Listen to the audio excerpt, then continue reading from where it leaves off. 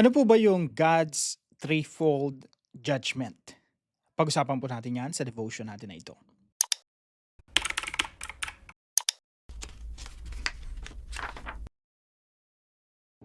Magandang araw po sa bawat isa sa inyo. Welcome back to our 365 Daily Devotions, Bible Characters Edition. Binabati ko po muna ng happy birthday si Brother Robert Piñalosa. So happy birthday sa iyo, kapatid. So ngayon po, ipagpapatuloy po natin yung ating pag-aaral po patungkol po kay Prophet Ezekiel. Ngayon po ang pag-aaralan po natin ay matatagpuan po sa Ezekiel chapter 5. Kung naalala niyo po yung mga devotions natin patungkol po kay Ezekiel, ang daming mga weird na pinapagawa ang Diyos sa kanya. So ngayon po another weirdong weirdo na pinagawa kay Ezekiel po, no? Nung nakaraan pinag-usapan natin, pinahiga siya ng Diyos 390 days. Tapos sa kaliwang tagiliran, tapos sa kanang tagiliran 40 days. So lahat po 'yun ay meaning, may meaning bilang propeta ng Diyos. Dito po ang pag-aaralan naman natin, pinakalbo naman siya ng Diyos. So sabi dito, "And you, O son of man, take a sharp sword, use it as a barber's razor, and pass it over your head and your beard." So yung buhok mo, kakalbuhin mo yan, pati yung balbas mo. Sa Tagalog po, "At ikaw, o anak ng tao, kumuha ka ng matalas na tabak, gamitin mo ito bilang pang-ahit ng manggugupit, at iyong paraanin sa iyong ulo at sa iyong balbas." Now, ito po yung mga katuruan natin ngayong araw. Number one po, God's threefold judgments are famine, sword, and exile. Yung threefold judgment, ibig sabihin, ito yung judgment ng Diyos na may tatlong klase na magkakasunod. So ano po yung una? Famine, tagutom. Pangalawa, espada. Ito po yung pagpatay, no? Pangatlo, exile. Ito yung pagpapalayas. So tingnan po natin dito sa Ezekiel chapter 5. Ano bang pinagawa ng Diyos sa kanya? Okay? Pinakalbo siya. So tingnan natin sa, ayan, maganda, may image eh. So may picture. So na-imagine natin. So sabi ng Diyos, kalbuhin mo yan, yung buhok mo, pati yung balbas mo, ipunin mo yan. Timbangin mo. Make sure na pantay-pantay sila, no, yung bigat. So dapat tatlo yan. Tatlong magkakapareho ng bigat. So one-third, one-third, one-third. Yun po yung pinagawa sa kanya ng Diyos. Ano pong meaning nun? Sabi dito, divide the hair, ibig sabihin, hati-hatiin mo yan. A third part, you shall burn in the fire in the midst of the city, and when the days of the siege are completed. And a third part you shall take and strike the sword all around the city, and a third part you shall scatter to the wind. So hatiin mo lahat yung mga buhok mo na yun, balbas, hatiin mo sa tatlo, pare-pareho ng dami, ng bigat. Tapos yung una, sabi dito sa Tagalog, susunugin sa apoy sa gitna ng lungsod. Yung another one-third, hahampasin mo ng tabak. At another one-third, ikakalat mo sa hangin. So ano pong ibig sabihin nun? Pag binasa niyo po ito dire-diretso, makikita niyo po sa verse 12, sabi dito, "A third part of you shall die of pestilence and be consumed with famine in your midst." Kakaroon ng matinding taggutom. Bakit po? Papaligiran ng Babylon. Naalala niyo po ba yung unang pinagawa ng Diyos kay Ezekiel? Gumawa ka ng miniature ng mga building ng city. Tapos gawa ka ng miniature ng mga umaatake doon sa city na yon. Yan ang mangyayari sa Judah. So, para saan po yung siege? Para gutumin yung mga tao sa loob. "A third part shall fall by the sword all around you."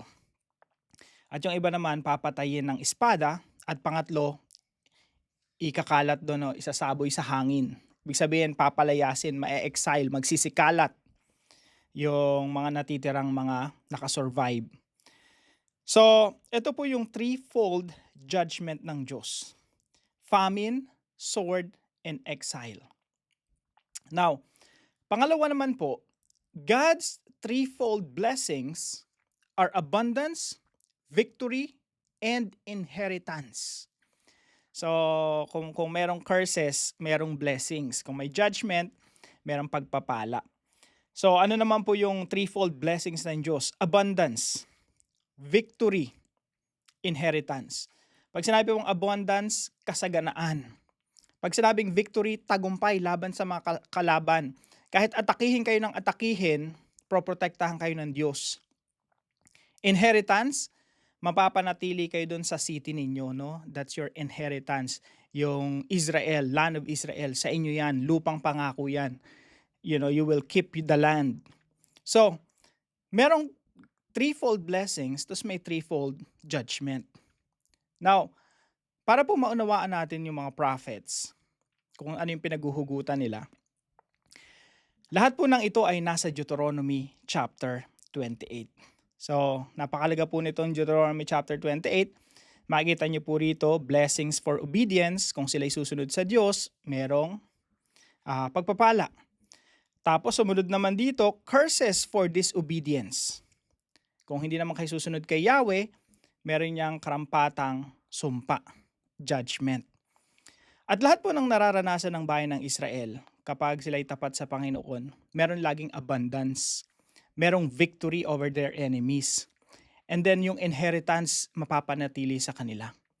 Pero every time na magre-rebelde sila sa Diyos, sasamba sila sa mga Diyos-Diyosan, ang dadanasin po nila ay threefold judgment. So ito po yung ibig sabihin ng pinagawa ng Diyos kay Ezekiel. Ahitin mo yung buhok mo, yung balbas mo, hatiin mo sa tatlo. Yung first part niyan susunugin, parang yung city of Jerusalem, sinunog. Yung mga nag-survive doon, sila ay aatakihin ng espada. Sabihin, mamamatay sila by the sword. At yung matitira doon, scattered, no? Papalayasin sarili nilang bayan. Pero sabi ng Diyos doon, merong small part, small number that you will keep for yourself. Iingatan mo yun. So, sino-sino po yun? Yun po yung mga tapat sa Diyos. Yun na po yung halimbawa niyan, sila Daniel, Shadrach, Meshach, Abednego, si Ezekiel, at yung mga tapat na lingkod ng Panginoon na nasama sa exile. Now, pangatlong katuruan po natin, yung God's requirements are love, obedience, and faithfulness. So, ang nire-require ng Diyos sa kanyang bayan ay yung nakasulat sa kanilang kontrata. Ano po ba yung kontrata nila? Ano po ba yung covenant? Yung covenant, yan po yung nakasulat sa Deuteronomy. Isipin niyo po yung Deuteronomy, yan po yung operating system ng bayan ng Israel. So, nandyan yung commands ng Diyos, nandyan yung sinasabing mahalin niyo ang inyong Diyos ng buong puso, buong kaluluwa at buong pag-iisip, maging loyal kayo sa Diyos, huwag kayong sasamba sa mga Diyos-Diyosan. And the moment na i-violate mo yung mga commands doon, mag-ooperate yung Deuteronomy chapter 28. May curses and blessings. Pag sinunod mo si Lord, may blessings. Pag sinuway mo si Lord, nagrebelde ka laban sa Panginoon, may curse. So isipin niyo po, Deuteronomy, kontrata yan, operating system yan. Yan yung nag-ooperate sa relationship ng Diyos at ng tao. At ang requirement po ng Diyos sa bayan ng Israel ay pag-ibig, obedience, pagsunod, faithfulness, katapatan. Ibig sabihin, hindi nila ipagpapalit si Yahweh sa ibang mga Diyos-Diyosan. Lahat po ito ay violate ng bayan ng Israel at ng Juda, kaya po sila napalayas sa sarili nilang bayan. Sila po ay dumanas ng threefold judgments. Now, paano po natin ito isa sa buhay? Number 1 po, understand the new covenant established through Christ's blood. Kailangan po nating maintindihan yung new covenant. Kasi sila po nasa ilalim ng old covenant. Hindi sila makasunod-sunod sa inuutos ng Diyos. Kaya ang dinadanas nila, threefold judgment. Pero tayo po, under the new covenant. Kaya kailangan maintindihan natin yung new covenant eh. Yung new covenant po, pinag-aralan natin sa Dive Deeper kahapon, no? Yung Espiritu ng Diyos ay isa sa atin at yung Espiritu ng Diyos ang magtutulak sa atin para makasunod tayo sa kalooban ng Diyos. Kaya kung ikaw ay under the new covenant, ikaw ay susunod sa kalooban ng Diyos. Hindi mo pwedeng sabihin, ako sa new covenant, under grace ako, under the Lord Jesus Christ, pero namumuhay sa kasalanan. Hindi totoong under the covenant, under the new covenant yon. Hindi totoo na tayo ay namumuhay sa kasalanan at nagsiswimming pa sa kasalanan, no, happy pa sa kasalanan, tapos sasabihin natin under grace tayo. Hindi po. Kasi kung ikaw ay tunay na nasa ilalim ng biyaya ng Diyos, you have the Holy Spirit in you. That Spirit will enable you to obey God. That is the new covenant. Sa new covenant, hindi papayagan ng Diyos na hindi ka makasunod sa kalooban ng Diyos. Kaya kung tunay kang Kristiyano, sumusunod ka sa kalooban ng Diyos. Kung ikaw ay nagsisiming sa kasalanan at nagpapakasaya at nagpapakasarap sa kasalanan, kung yan ang ating lifestyle, questionin na natin yung sarili natin. Meron ba talaga akong Espiritu ng Diyos? Talaga bang under ako sa New Covenant? Talaga bang under ako sa Panginoong Jesucristo, sa biyaya ng Diyos? And number 2 po, rely on the Holy Spirit to love, obey, and remain faithful to God.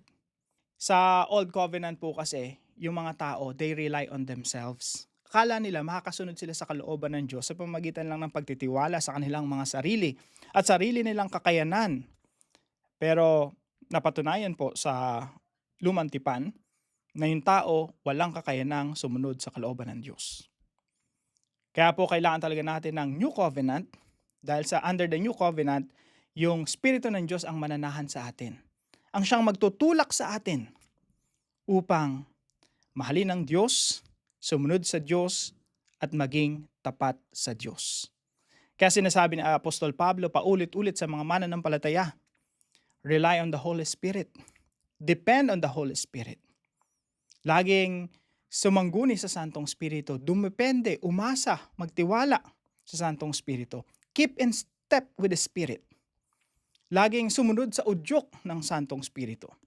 Pangatlo po, receive God's threefold blessings through Christ Jesus. Ito po yung kagandahan ng New Covenant. Ang ating Panginoong Jesucristo, ang Diyos na nagkatawang tao, ang siyang sumunod sa lahat ng requirement ng Diyos. Lahat ng hinihingi ng Diyos na pagsunod, si Jesus yung tumupad noon.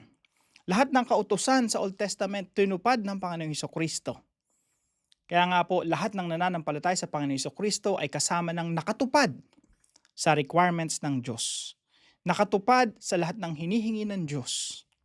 Kaya po kung ikaw ay naka Kristo, ikaw ay nakatupad na rin. Nakasunod na rin sa kalooban ng Diyos dahil ang ating Panginoon Jesucristo ang siyang gumawa noon para sa atin. Sa makatuwid mga kapatid, dahil sa Panginoong Jesucristo, wala nang judgment sa atin. Romans chapter 8 verse 1. There is now no condemnation to those who are in Christ Jesus. Wala nang condemnation, wala nang judgment sa mga taong nananampalataya sa Panginoong Jesucristo. Kung wala nang judgment, nangangahulugan lamang mga kapatid na lahat ng blessings ay nakalaan na para sa atin dahil sa Panginoong Jesucristo. Kaya nga po sabi ng ating Panginoong Jesucristo, naalala niyo po ba yung kabaligtaran ng threefold judgment? Ito po ay threefold blessings, abundance, victory, inheritance. Ano pong sabi ng ating Panginoong Jesucristo? The thief comes only to steal, kill, and destroy. I came that they may have life and have it abundantly. In Christ Jesus, you have an abundant life. Meron kang kasaganaan ng buhay. At pag pinag-usapan naman po natin yung victory, Jesus Christ won against sin, Satan, and death. Ikaw po ay victorious na dahil sa Panginoon Jesucristo. At pag pinag-usapan natin yung inheritance, sabi po ni Apostol Pablo sa mga taga-Roma, the Spirit Himself bears witness with our spirit that we are children of God. And if children, then heirs, heirs of God. Tayo po ay tagapagmana. Kapwa tagapagmana ng ating Panginoon Jesucristo. At lahat ng pagmamayari ng ating Panginoon Jesucristo ay pagmamayari mo din. If Jesus owns the universe, you also own the universe. Dahil tayo ay kasamang tagapagmana ni Kristo. Para po sa ating discussion, what do you learn from God's threefold judgments and His threefold blessings? At para po sa ating dive deeper, pag-usapan po natin the river of life. Tayo po ay manalangin. Heavenly Father, we praise and thank you for establishing the new covenant through the precious blood of your Son, Jesus Christ. Thank you for giving us forgiveness, new life, and the gift of the Holy Spirit. We rejoice that you empower us to love you, obey your commands, and remain faithful each day. Thank you that in Christ we have an abundant life, victory over sin, Satan, and death, and an eternal inheritance as your beloved children. May our lives overflow with gratitude, joyful obedience, and steadfast faith, bringing glory and honor to your holy name forever. In Jesus' name, Amen and Amen. Maraming salamat po sa bawat isa sa inyo na sumusubaybay po dito sa ating daily devotions. Kung meron po kayong natutunan, ipalam nyo lang po sa comment section right below this video. And please don't forget to share this devotion to your family and friends. God bless you mga kapatid. See you po tomorrow 5 a.m. dito po sa ating daily devotions.